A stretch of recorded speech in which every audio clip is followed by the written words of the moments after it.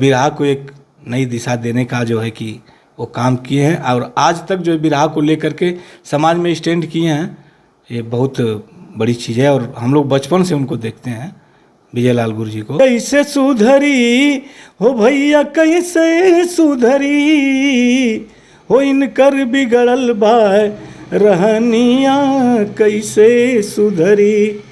लेकिन गुरु जी लिखे थे इसी घड़ी टेप औरी चश्मवा हो कजरा नयन में रही।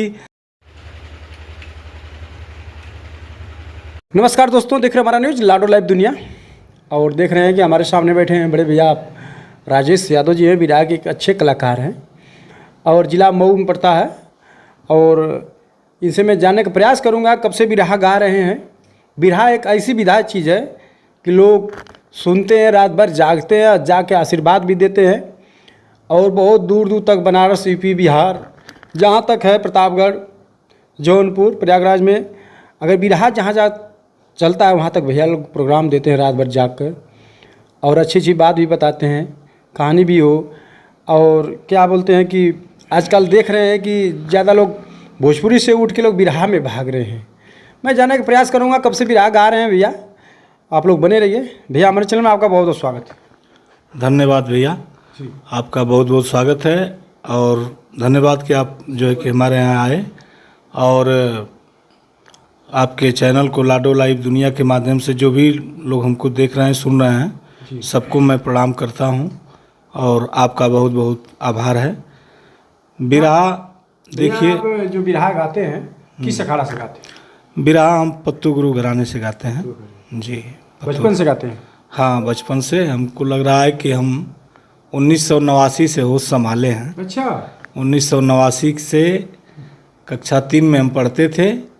फिर उसके बाद जब कक्षा 5 क्रॉस किए तो हमें पूरा मतलब ख्याल है कि हम उस समय, हमारे दादाजी जो दिवंगत हो गए इस समय नहीं हैं, स्वर्गीय श्री लौटन यादव जी, ये लोरकी गाते थे। अच्छा, लोरकी गाते थे? लोरकी गाते थे और जहाँ कहीं भी बिरहा होता था तो हमको साथ में लेके जाते थे। हमें याद है वो दिन बखूबी कि अपने कंधे पर बैठा करके हमको रात रात भर बैठा करके बिरहा सुनवाते थे कलाकारों का। और ऐसे भी जहाँ भी लोरकी उर्की गाने जाते थे तो हमको लेके जाते थे। तो हमें भी धीरे धीरे सुन करके, देख करके आपस में दिल में ये हुआ कि नहीं, ये अच्छी चीज़ है, लोगों के बीच में कुछ गाना बजाना अच्छा है। तो ऐसे ऐसे गाते गाते तो प्राइमरी में जब हम पढ़ते थे तो मास्टर साहब लोग स्कूल में खड़ा करा देते थे। शनिवार को बाल सभा होती थी तो उसमें गाने बजाने का मौका मिलता था। फिर धीरे धीरे गीत गौने से जो है कि प्रेम संगीत से बढ़ता गया और प्रोग्राम भी अब धीरे धीरे हम लोग करने लगे जी। अच्छा, नौकरी वोकरी की तलाश में नहीं किए क्या उस समय आप लोग? नौकरी भैया देखिए, नौकरी तो हमारे परिवार में, हमारे बाबा जी के मतलब 5 लड़के थे। हमारे पिताजी 5 भाई हैं। बड़े पिताजी हमारे पेशे से वकील हैं। हमारे पिताजी बाबा के साथ नौकरी करते थे बंगाल में और सभी चाचा हमारे नौकरी में हैं। और उसके बाद हम भी जो है कि, और परिवार के सारे लोगों का झुकाव यही था कि नहीं, ये पढ़ लिख नहीं रहा है, गाना बजाना में ज़्यादा रम गया है। लेकिन दादाजी का ऐसा स्नेह था कि वो हमको एकदम सबको छोड़ करके और हमको जो है कि कहे कि नहीं, सब लोग भले नौकरी करेंगे लेकिन हमारा एक नाती जो है बिरहा गाएगा। तो इसलिए जो है हमको कलकत्ता नौकरी करते थे। जब मैं 9 में पढ़ता था तो हमको ले गए कलकत्ता ले गए और कलकत्ता में जहाँ जहाँ बिरहा होती थी तो वेस्ट बंगाल चैम्पियन थे राम मोहन यादव जी, उनके यहाँ हमको ले गए और उनके साथ हमको कुछ नहीं तो पहली बार हम गए थे, हमको 25 दंगल कलकत्ता में वो गवाए। अच्छा। 25 दंगल राम मोहन गुरु जी अपने साथ में गवाए और धीरे धीरे अब जो है कि और झुकाव बढ़ता गया। बिरहा ऐसी विधा है भैया ना, देखिए पैसा रुपया तो आदमी नौकरी से कमाता है, बहुत अर्जित कर लेता है पैसा, लेकिन इस संगीत की लाइन और बिरहा की विधा से जो पैसा मिलता है, पैसा मिले ना मिले, कम मिले बेसी मिले वो अलग चीज़ है, लेकिन जो लोगों का सम्मान और प्यार मिलता है वो पैसे से खरीदा नहीं जा सकता। जैसे सपोज कर लीजिए कि आदमी पैसा किसी तरह से कमाता है, एक तरफ मंच पे आदमी खड़ा हो जाए, हजारों लोग बैठ करके रात भर समय दे करके बिरहा सुने, उसके गले में माला पहनाए फूलों का, फिर उसको पैसा दे, उस पैसे का मतलब कुछ और होता है। और आदमी जो है नौकरी करके पैसा कमा लेता है, चाहे धंधा बिजनेस व्यवसाय से पैसा कमा लेता है, तो उस पैसे का मतलब कुछ और होता है।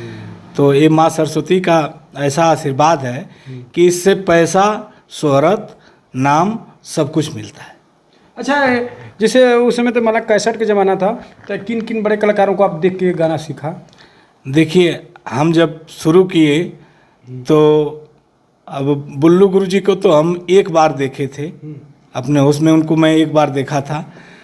बाबा हमको लेके गए थे, रामदेव और बुल्लू का बिरहा हुआ था, तो हमको लेके गए थे। तो बुल्लू गुरुजी उस समय एक गाना गाए थे, हमको आज तक याद है। वो गाना गाए थे कि हमरा के का काली बा हो कजरा नयन में रही।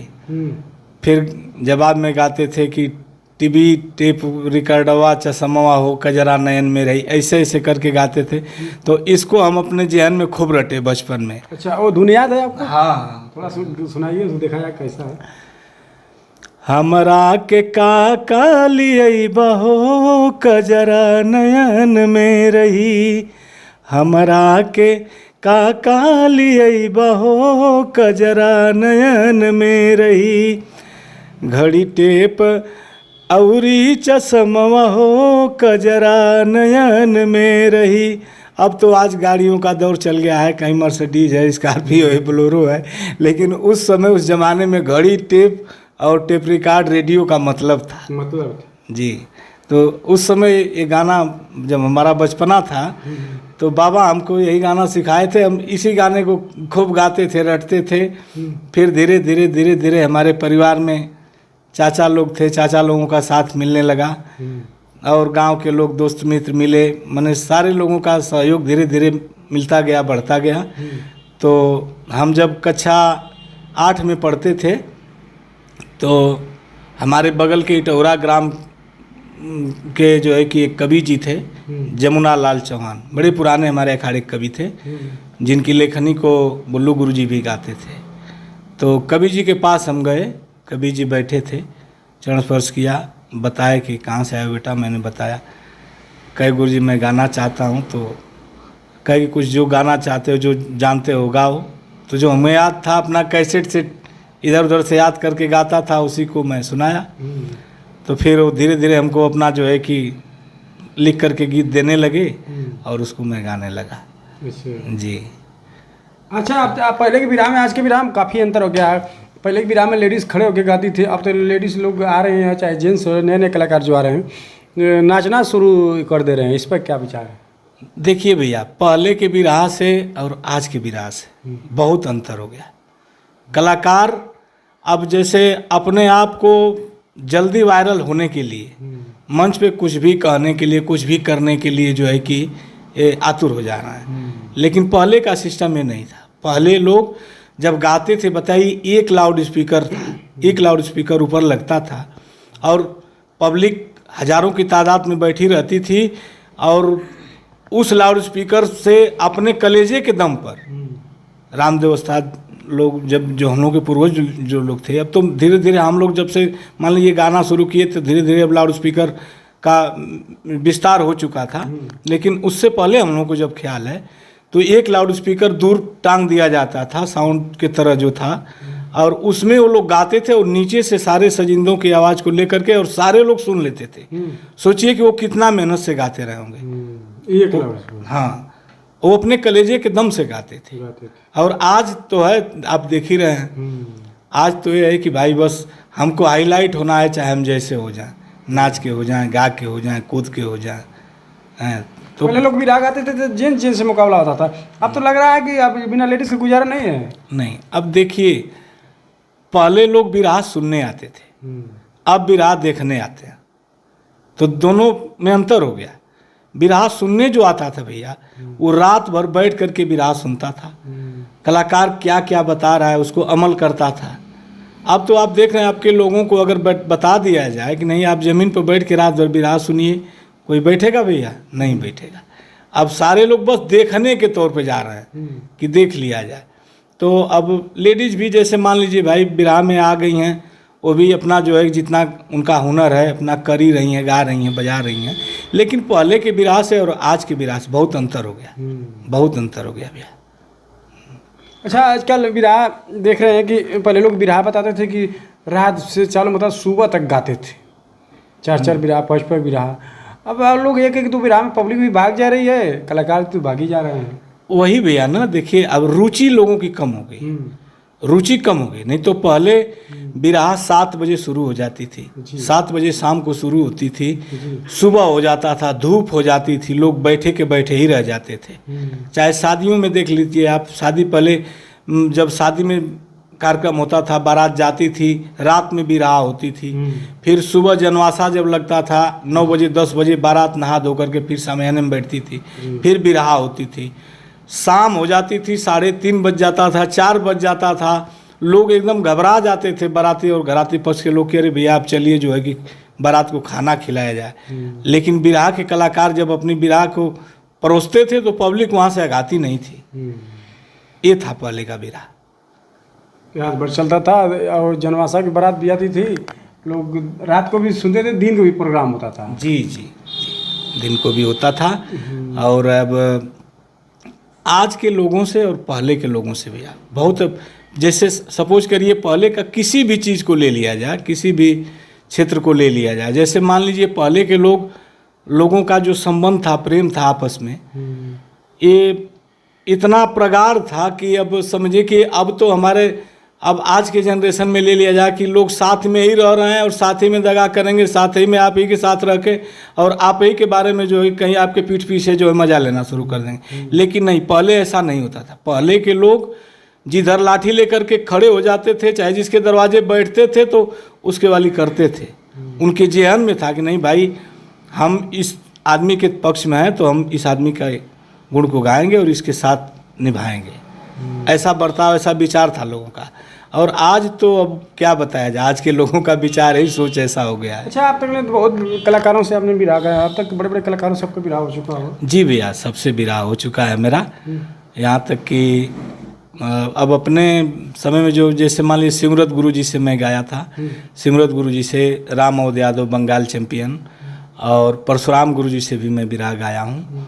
फिर ओम प्रकाश यादव बक्सर जी, उनके साथ गाया हूँ, और विजय लाल गुरु जी के साथ भी एक बार गाया हूँ, और नंदलाल गुरु जी के साथ। मतलब जो लेडीज़ों में तो वही खुशबू राज, अनीता राज, और रजनीगंधा, मीनाक्षी, जो आजकल की जो बड़े बड़े कलाकारों से, हाँ, सबसे मैं गाया हूँ। ऐसी बात नहीं है, लेकिन हाँ यही है कि अब पहले का मंच जब याद आता है और आज का मंच जब हम लोग देखते हैं तो अंदर से अपने आप को भी अभी होता है कि नहीं, पहले जो था विराह का रुतबा कुछ और था। जी। अच्छा, विराह का कोई फेवरेट आपका गज़ल हो या कव्वाली हो या कोई धुन हो आपका फेवरेट? देखिए, गुरुजी हमारे एक गीत लिखे थे शुरू में, हमको दिए थे लिख करके जमुना गुरुजी, जब मैं पहली बार उनके यहाँ गया था। तो देखिए, गुरुजी हमारे बहुत कम पढ़े लिखे थे, लेकिन सोच उनकी बहुत बड़ी थी। एक एक चीज़ खोज करके लिखते थे। एक गीत लिखे थे गुरु और शिष्य के ऊपर, एक लाइन आपको मैं सुना दे रहा हूँ। लिखे थे, जो कि गुरु मंत्र ना लीना, अरे देखे मक्का और मदीना, बिना भाव के भजनिया कौने काम। इस गीत का ही शीर्षक था कौने काम।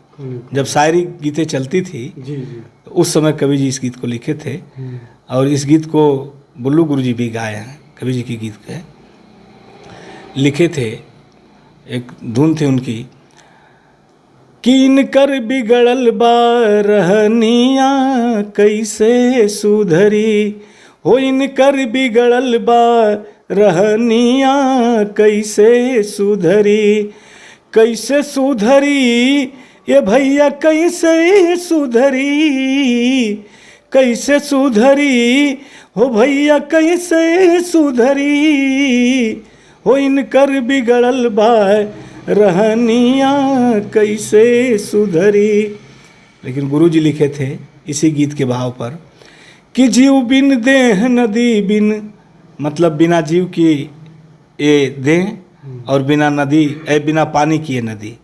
तो जीव बिन देह नदी बिन वरिया कौने काम के, हो जीव बिन देह नदी बिन वरिया कौने काम के, कौने काम के ये भैया कौने काम के, कौने काम के ये भैया कौने काम के, तबिना सूरत के बबरिया कौने काम के, हो बिना सूरत के बबरिया कौने काम के। ये सब गीत भैया कभी पुरानी नहीं होती हैं, आज भी।